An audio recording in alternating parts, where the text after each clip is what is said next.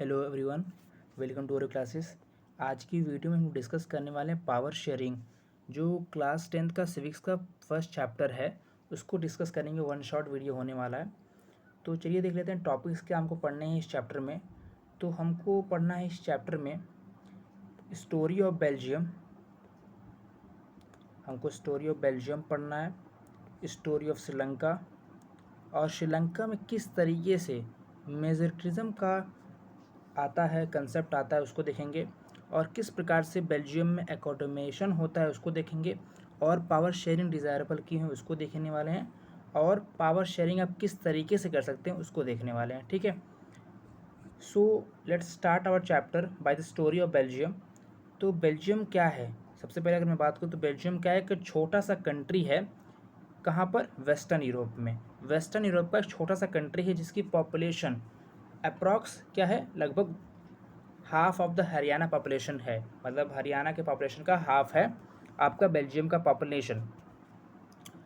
तो बेल्जियम एक small country in the Europe जिसकी पॉपुलेशन कितनी है, 1 करोड़ के आसपास है। हरियाणा के पॉपुलेशन का हाफ है। अब यहाँ पर जो एथनिक कंपोजिशन है वो बहुत कॉम्प्लेक्स है। एथनिक कंपोजिशन क्या होता है पहले ये समझ लीजिए। आपको इसके लिए समझना पड़ेगा एथनिक ग्रुप क्या होते हैं। एथनिक ग्रुप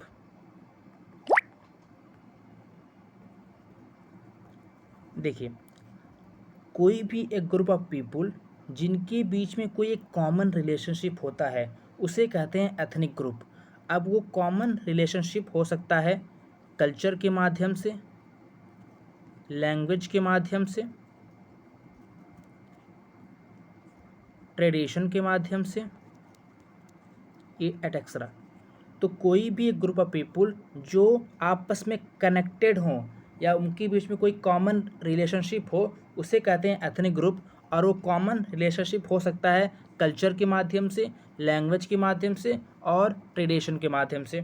ठीक है, तो यही कहा गया है कि जो वहाँ का एथनिक कंपोजिशन था, मतलब वहाँ पर क्या था, डाइवर्सिटी कह सकते हैं, था वहाँ पर कि अलग अलग लैंग्वेज बोलने वाले लोग पाए जाते थे। ठीक है, अगर हम लोग बात करें एट द कंट्री लेवल पे तो क्या था बेसिकली कि 59% जो 59% पॉपुलेशन है वो रहती थी फ्लेमिश रीजन में और बोलती थी डच लैंग्वेज को। ठीक है, डच भाषा को बोलती थी।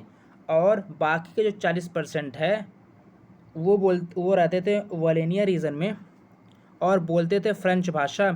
और रिमेनिंग जो 1% आपका बचा यहाँ पर वो जर्मन भाषा बोला करते थे। तो एक बार मैं आपको बता रहा हूँ कि at the country level 59% population जो है बेल्जियम की वो रहती थी फ्लेमिश रीजन में और बोलती थी डच लैंग्वेज। दूसरा पॉइंट क्या याद रखना है आपको कि बाकी जो 40% है उसमें वो फ्रेंच बोलते थे और रहते थे वोलेनिया रीजन में।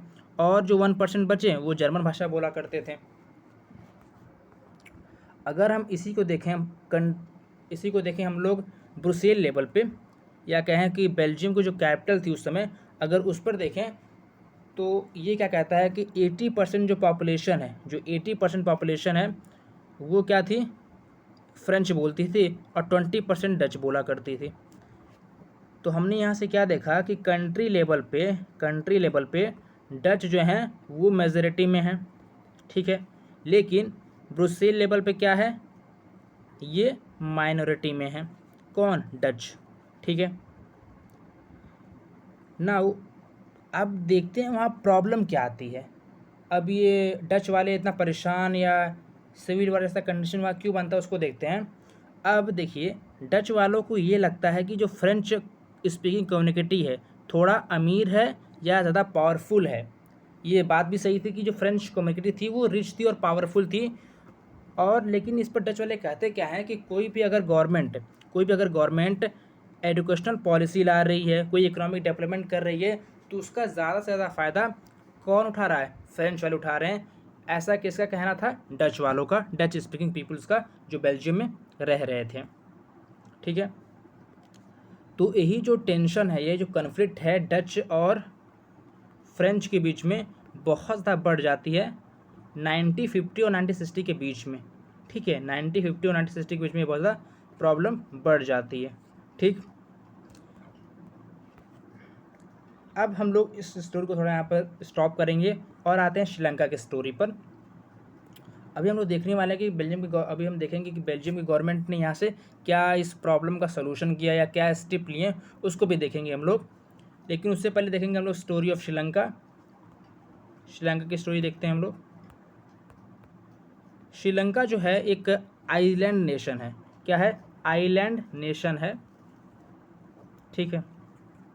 मतलब कि एक ऐसा देश है जो कि पानी से घिरा हुआ है चारों तरफ से, उसे हम लोग कहते हैं आइलैंड नेशन, ठीक। यहाँ पर यह साइलेंट होता है और इसकी जो पॉपुलेशन है वो लगभग कितनी है? 2 करोड़ के आसपास है। तो श्रीलंका एक आइलैंड नेशन है और इसकी पॉपुलेशन कितनी है? 2 करोड़ के आसपास है, या हरियाणा की पॉपुलेशन के इक्वल है। अब यहाँ पर एक छोटा सा क्वेश्चन जो कि आप कमेंट करेंगे कि बेल्जियम की पॉपुलेशन हरियाणा के पॉपुलेशन में किस कंपेरिजन में आती है, ठीक है। उसके बाद यहाँ देखते हैं कि यहाँ पर क्या एथनिक कंपोजिशन था। यहाँ पर क्या था बेसिकली कि श्रीलंका के जितनी भी पॉपुलेशन थी उसका 74% पॉपुलेशन जो है वो एक भाषा बोला करती थी, जो क्या थी? सिन्हाला थी, ठीक है। सिन्हाला भाषा बोला करते थे और 80% क्या थे? तमिल बोलने वाले थे, ठीक है। तो 2 भाषा कौन प्रमुख थी? वो है सिन्हालाज और तमिल, ठीक है। लेकिन अब यहाँ पर तमिल का भी डिवाइड हुआ है, उनका भी फर्दर डिवीज़न हुआ है। अब उस तमिल में जो 80% तमिल हैं, जो 80% तमिल हैं उसमें से हैं क्या 13% ऐसे तमिल हैं या ऐसे लोग हैं जो तमिल भाषा बोलते हैं, जो पहले से श्रीलंका में रह रहे हैं, जो पहले से श्रीलंका में रह रहे हैं, जो वहाँ के नेटिव हैं, वो हैं 13%। और 5% के अंदर कौन आता है? इंडियन तमिल, मतलब कि ऐसे लोग जो जब हमारा देश गुलाम था तब वहाँ पर गए थे काम करने के लिए, उन्हें कहते हैं इंडियन तमिल, जो कि 5% में थे, ठीक है। और जो सिन्हाला बोलने वाले लोग थे वो बुद्धिस्ट भी थे, मतलब कि जो सिन्हाला भाषा जो 74% बोली जा रही थी उसे बोलने वाले सिन्हाला भी थे। ये तो सिन्हाला बोलते थे ही, और कौन बोलता था? बुद्धिस्ट भी बोलते थे। और जो तमिल भाषा है उसे हिंदू एज वेल एज मुस्लिम भी बोलते थे, ठीक है। अब यहाँ से देखेंगे अगर हम लोग तो 74 और 80%, तो कितना होगा? 92% हुआ। अब यहाँ से देखेंगे 7% का क्या था। जो 7% है वो क्रिश्चियन थी, ठीक है, मतलब जो क्रिश्चियन लोग थे वो था, और वो बोलते क्या थे? तमिल और सिन्हाला। जो क्रिश्चियन थे 7%, वो बोलते क्या थे? तमिल और सिन्हाला। अब हम लोग देखेंगे कि किस प्रकार से श्रीलंका में ऐसा क्या होता है कि जिससे वहाँ पर सिविल वॉर आने का कंडीशन आ जाता है। तो सबसे पहले क्या किया, वहाँ की जो गवर्नमेंट आई थी, श्रीलंका 1948 में इंडिपेंडेंट होता है, और वहाँ की जो सरकार आई थी उसने क्या कर दिया, 1956 में एक एक्ट पास कर दिया है, जिसकी वजह से क्या हुआ? सिन्हाला ऑफिशियल लैंग्वेज बन गया, देश की क्या बन गया? ऑफिशियल लैंग्वेज बन गया, ठीक है। ये पहला प्रॉब्लम था। गवर्नमेंट ने ये रूल लगा दिए, गवर्नमेंट ने उन लोगों को छूट दे दी जो सिन्हाला भाषा बोलते थे। अगर उनको कहीं पर एडमिशन कराने जाना है, कहीं किसी जॉब के लिए इंटरव्यू के लिए जा रहे हैं, तो अगर वहाँ पर उन्होंने लिखा है कि मैं सिन्हाला भाषा बोलता हूँ, तो उनको जो है उनका काम या वो जो चीज़ कराने जा रहे हैं वो आसानी से हो जा रहा है, ठीक है। अब इस तरीके से क्या होता है कि जब श्रीलंका में इस प्रकार की सिचुएशन बनती है, तो जो श्रीलंका तमिल से उन्होंने क्या किया, एक अलग एलम, मतलब कि एक अलग जियोग्राफिकल एरिया की मांग की, अलग देश की मांग की, लेकिन उनको वो चीज़ नहीं मिली। इसलिए यहाँ क्या करते हैं, सिविल वॉर का यहाँ पर कंडीशन आता है, ठीक है, कंडीशन यहाँ पर आता है। अब हमने देखा था कि श्रीलंका की तो स्टोरी हो गई, हमने देखा था कि बेल्जियम में 1950 से 1960 के बीच में बहुत ज़्यादा प्रॉब्लम आई थी। तो अब देखते हैं कि वहाँ की गवर्नमेंट ने किया क्या, ठीक है, कि अब गवर्नमेंट ने प्रॉब्लम्स का एकोमोडेशन किस प्रकार से होता है उसको देखेंगे, ठीक है। चलिए स्टार्ट करते हैं। अब जो बेल्जियम की गवर्नमेंट है वो 1970 से 1993 के बीच में, मतलब लगभग 23 ईयर्स में ये 4 बार कॉन्स्टिट्यूशन को चेंज करते हैं या कॉन्स्टिट्यूशन में कुछ अमेंडमेंट्स लाते हैं। और हर बार जब अमेंडमेंट्स करते हैं, देखिए यहाँ लिखा भी है कि 4 times 2 ये क्या करते हैं, अमेंडमेंट्स करते हैं। और इन्होंने हर बार जब अमेंडमेंट्स लाते हैं, करते हैं, तो उन्होंने एक ऐसे लॉ लाए जिससे कि क्या हो, शांति बनी रहे, पीस बना रहे, ठीक है, सोसाइटी में क्या हो, पीस बना रहे। अब उन्होंने देखते हैं कि उन्होंने क्या किया, हर बार क्या करते हैं, तो उसको देख लेते हैं। इनकी कॉन्स्टिट्यूशन ने ये कहा, या इन्होंने जब अमेंडमेंट किया होगा तो उन्होंने ये कहा कि वहाँ का जो पार्लियामेंट होगा उसमें क्या होगा, जो number of Dutch and French speaking ministers होंगे वो इक्वल होंगे। मतलब सेंट्रल गवर्नमेंट में सेंट्रल गवर्नमेंट यहाँ की जो पार्लियामेंट होगी वहाँ पर डच और फ्रेंच दोनों मिनिस्टर्स क्या होंगे, उनके नंबर बराबर होंगे। ठीक है, इससे इक्वलिटी प्रमोट कर दी गई। और कुछ लॉ ऐसे भी बना दिए गए हैं, कुछ नियम ऐसे भी बना दिए गए जिन्हें कोई भी एक लैंग्वेज के लोग नहीं तोड़ सकते। ठीक है, मान लीजिए कोई एक नियम बन गया, ठीक है, ये नियम कोई बन गया, ये नियम है, ये कुछ नियम बन गया और उसको मान लीजिए फ्रेंच वाले चाह रहे हैं कि हम तोड़ दें इसको या इसको हम लोग हटा दें, तो ये नहीं कर सकते। इसके लिए उनको डच का भी सपोर्ट चाहिए, तभी ये हटेगा नियम, वरना नहीं हटेगा। ठीक, अब क्या होता है, इन्होंने ब्रुसेल लेवल पर भी, मतलब कि कंट्री लेवल पर तो किया ही किया, इन्होंने ब्रुसेल लेवल पर भी क्या कर दिया, दोनों के जो मिनिस्टर्स के नंबर हैं वो बराबर कर दिए। और क्या करते हैं ये ध्यान से देखते हैं हम लोग। उसके बाद इन्होंने क्या किया, कम्युनिकेटिव गवर्नमेंट का कंसेप्ट लाते हैं। ये क्या होता है, मान लीजिए फ्रेंच बोलने वाले लोगों के बीच में कोई प्रॉब्लम होती है, या उनके जो फ्रेंच भाषा बोलते हैं उनके लोगों के बीच में कुछ प्रॉब्लम हो गई, झगड़ा हो रहा है, कॉन्फ्लिक्ट हो रहा है, तो उन सबको सॉल्व करने के लिए कौन आया था, कम्युनिकेटिव गवर्नमेंट आई थी, जो कि हर एक लैंग्वेज की थी, फ्रेंच की भी थी और डच की भी थी। ठीक, अब हम लोग देखने वाले हैं कि पावर शेयरिंग डिज़ायरेबल क्यों है, हमको पावर शेयरिंग करना ही क्यों है भाई, हम नहीं करना चाहते हैं, लेकिन अब हम लोग कुछ रीजंस देखेंगे जिससे पावर शेयरिंग क्यों करते हैं। तो पहला इसका पॉइंट क्या है कि पावर शेयरिंग जो है वो क्या करता है, दो ग्रुप्स के बीच में जो कन्फ्लिक्ट है उसकी पॉसिबिलिटी को रिड्यूस कर देता है।